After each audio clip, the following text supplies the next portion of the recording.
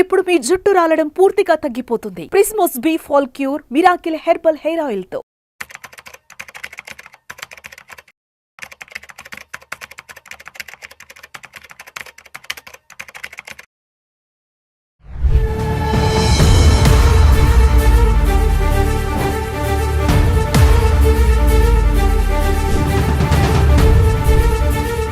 Hello viewers, welcome back to our channel. ప్రస్తుతం మనతో పాటు ఉన్నారు human science behavior specialist Madhurima Reddy గారు. మేడంతో మాట్లాడదాం.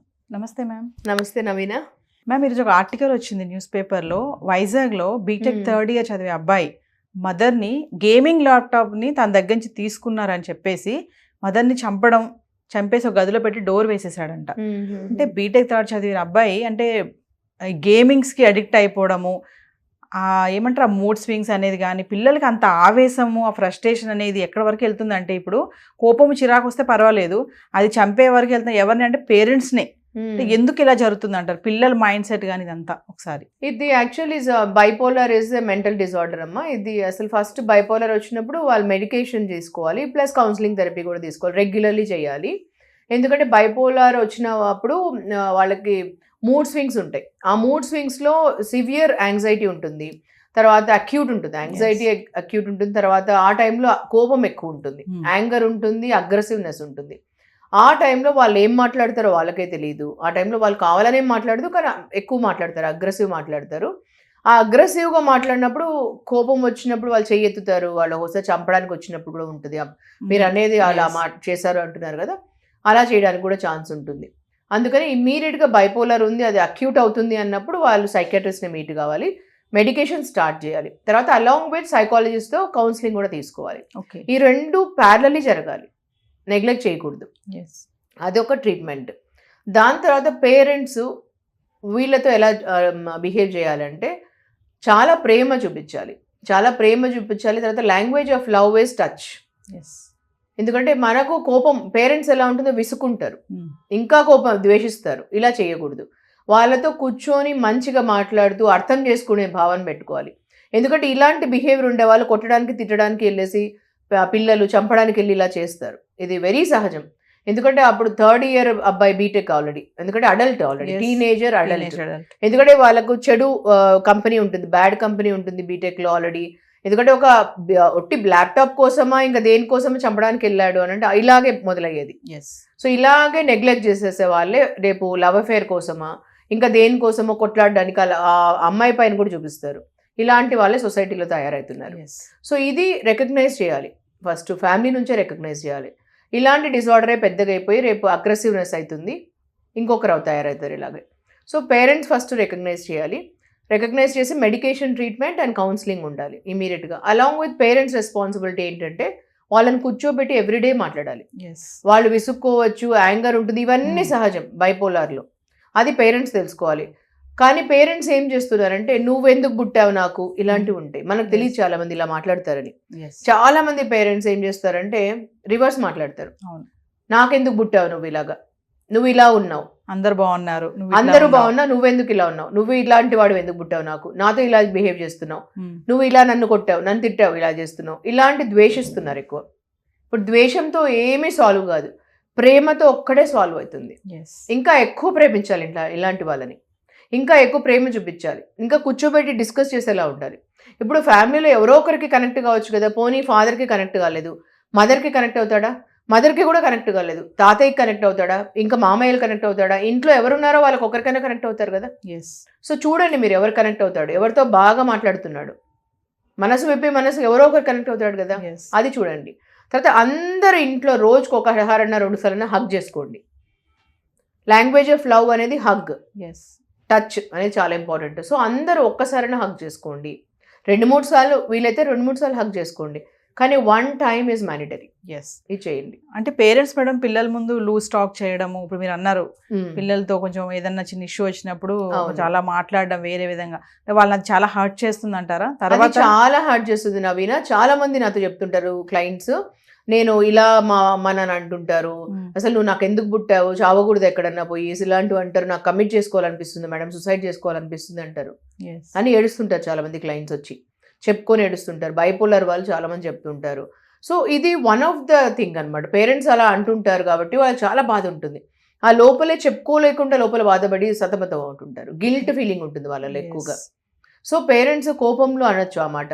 అది మనకు కూడా తెలుస్తుంది కోపంలో అంటారు అనేసి. పేరెంట్స్ యాక్చువల్లీ వాళ్ళు దే డోంట్ మీన్ ఇట్, కానీ వాళ్ళకి ఆ బాధలో ఏమంటుంది అంటారంటే ఆ మాట అనేస్తారు.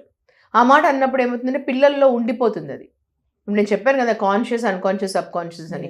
ఆ sub conscious 1/7 of the mind మనకు సబ్ కాన్షియస్ మైండ్ ఉంటుంది. ఆ కోపంలో అన్నది భార్యాభర్తల మధ్యలో ఉండొచ్చు, లేదంటే పిల్లలు తల్లిదండ్రుల మధ్యలో ఉండొచ్చు. అది ఉండిపోతుంది మైండ్లో. అది ఉండిపోవడం వల్ల ఏమవుతుందంటే మైండ్లోనే ఉంటుంది కాబట్టి బాధ మరీ మరీ వస్తుంటుంది, పెరుగుతుంది. చాలా మందికి నిద్ర రాదు అంటుంటారు కదా. నిద్ర రాకపోవడం ఎందుకు అని మేము చూసినప్పుడు కౌన్సిలింగ్ థెరపీలో ఎందుకు నిద్ర రాదు అంటే టూ మచ్ ఆఫ్ అనాలిసిస్ చేస్తుంటారు.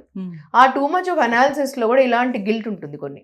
ఓకే, లాస్ట్ మంత్ ఏమైనా జరిగినా, ఎవరైనా ఏమన్నా అనిండేటివి, ఇలాంటివన్నీ ఉండిపోయి ఉంటాయి మైండ్లో. సో ఎవరన్నా అని వదిలేసి వెళ్ళిపోయి ఉంటారు, వాళ్ళు ముందరికి వెళ్ళిపోతారు లైఫ్లో, కానీ వీళ్ళకి ఆ అనిన బాధ ఉంటుంది మైండ్లో.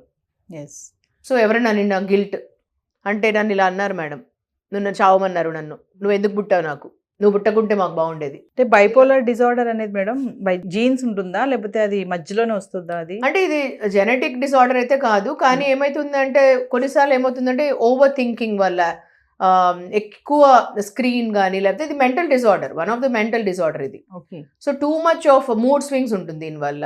కొన్నిసార్లు ఒకవేళ మదర్ కానీ ఫాదర్ కానీ ఉంటే రావడానికి ఉంటుంది వాళ్ళకు, ఇలా ఉంటుంది జీన్స్.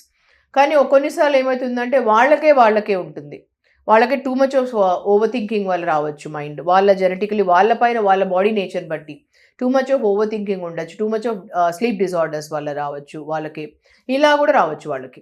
సో దానివల్ల వాళ్ళు వచ్చిన తర్వాత ఏమవుతుందంటే వాళ్ళకి యాంగర్ అగ్రెసివ్నెస్ వల్ల చేంజెస్ ఉంటుంది, అక్యూట్ స్ట్రెస్ అండ్ యాంగ్జైటీ ఉంటుంది, తర్వాత మూడ్ మారుతుంటుంది, two much of mood changes ఉంటుంది, యాంగర్ మేనేజ్లో చాలా డిఫరెన్స్ చూస్తాము, ఈ డిప్రెషన్ ఉంటుంది వాళ్ళకు, ఇవన్నీ ఉంటాయి, సిమ్టమ్స్ ఎక్కువ ఉంటాయి.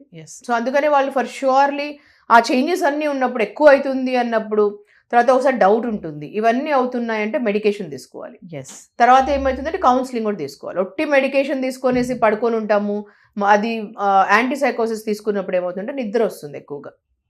సో నిద్ర వస్తుంటుంది, నిద్ర రీజన్ కాదు కదా. మార్నింగ్ పడుకొని ఉంటావు నువ్వు, రాత్రి పడుకొని ఉంటావు అంటే అది యాంటీసైకోసిస్తో ఎప్పుడు నిద్ర వస్తుంటుంది. మీరు ఎనీ యాంటీసైకోసిస్ తీసుకున్నప్పుడు మీరు కూడా చదువుకున్న వాళ్ళే కదా, టైప్ చేసి చూడాలి. సో దీంట్లో డోసేజ్ ఫర్ ష్యూర్లీ స్లీపింగ్ ఉంటుంది. చాలా మంది నా దగ్గరికి వచ్చేవాళ్ళు, నేను ఈ టాబ్లెట్స్ తింటున్నా మేడం, ఏమి నాకు వర్క్ చేయటంలా అంటారు. సో మీరు టాబ్లెట్ తీసుకునేటప్పుడు ఫర్ ష్యూర్లీ అండి టైప్ చేసి చూడండి, ఎనీ యాంటీసైకోసిస్ ఫర్ ష్యూర్లీ మీకు స్లీప్ ఉంటుంది దాంట్లో, కానీ అది ఇంపార్టెంట్ కాబట్టి తీసుకుంటారు మీరు కొన్ని రోజులు. దాంతోపాటు మాలాంటి సైకాలజిస్ట్ దగ్గర థెరపీ కూడా తీసుకోవాలి, కౌన్సిలింగ్ కూడా తీసుకోవాలి, అది కూడా కంపల్సరీ. మీకు medication along with counselling only work అండి, both the things are combination. ఈ రెండు ఇంపార్టెంట్. మీకు ఒకటి తీసుకుంటే ఉట్టికి నిద్రపోతూ ఉంటారు, నిద్ర సొల్యూషన్ కాదు మీకు. పగలు రాత్రి నిద్రపోతే, రాత్రి పడుకొని పగలు పడుకుంటే సొల్యూషన్ కాదు. సో బైపోలర్ వాళ్ళు కూడా మీరు టాబ్లెట్ తిని మెడికేషన్ తిని కౌన్సిలింగ్కి కూడా రండి, అప్పుడు మీకు ఎందుకు ఎలా సాల్వ్ అవుతుందో సొల్యూషన్ చెప్తాము. So it will work very well. ఒక విషయం చెప్పండి, పేరెంట్స్ మీరు ఇందాక అన్నారు కదా ఒక ఫ్లోలో పిల్లల్ని తిడతా ఉంటారు అనేసి, అట్లా కాదు ప్రేమగా మాట్లాడాలి, అది కొంచెం కష్టమే. అంటే ఆ టైంలో మనం పిల్లలతో మాట్లాడేటప్పుడు దాన్ని కంట్రోల్ చేసుకోవాలి అంటే ఒక మంచి టిప్ చెప్పండి madam. First and foremost parents ఏం ఆలోచించాలంటే వీళ్ళు నా పిల్లలు అని ఫీలింగ్ ఉండాలి, నా వల్లనే పుట్టారు వీళ్ళు, నా వల్లనే భూమి పైనకి వచ్చారని. పేరెంట్ ఇంటెన్షన్ అనేది చాలా పవర్ఫుల్ అండి, నేను చాలా నమ్ముతాను. అంటే ఏదైనా కూడా పేరెంట్స్ ఫస్ట్ బిలీవ్ చేయాల్సింది నా ఇంటెన్షన్ పైన, నా పైన నాకు నమ్మకం ఉంది అనేది ఇంపార్టెంట్. ఎందుకంటే అన్నిట్లోకి first my children will do very good అనేది బిలీవ్ చేయండి. నా ఏదైనా జరగనియండి, ఫస్ట్ మనసులోంచి నోట్లోంచి రావాల్సింది నా పిల్లలు ఖచ్చితంగా మంచి చేస్తారు, మంచి జరుగుతుంది నా పిల్లలకి అని నమ్మండి మీరు. అది ఒక వేదవాక్కు లాగా పనిచేస్తుంది మీకు. మీ పిల్లలు అలా అనాలి మీరు ఎప్పుడు మీ పిల్లల్ని, ఫస్ట్ ఇది చెప్పాలి మీరు. Every day my children will do very good, my son will do very good, my daughter will do very good అని అనాలి ఎప్పుడు. అనుకోండి, అదొక అఫర్మేషన్ కావాలి మీకు, ఎప్పుడు అంటుండండి. ఇది ఒక పవర్ఫుల్ టిప్ అండి. సో ఎందుకంటే మీ ద్వారా వచ్చిన మీ పిల్లల్ని మీరు నమ్మకం ఉంటే ఇంకెవరు నమ్మరు. అబ్సల్యూట్లీ. సో అది చాలా ఇంపార్టెంట్. అది ఆ బిలీఫ్ సిస్టమ్ మీ పిల్లలకి రావాలి, మా అమ్మ మా నాన్న నన్ను నమ్ముతారు అన్నిటికంటే అని.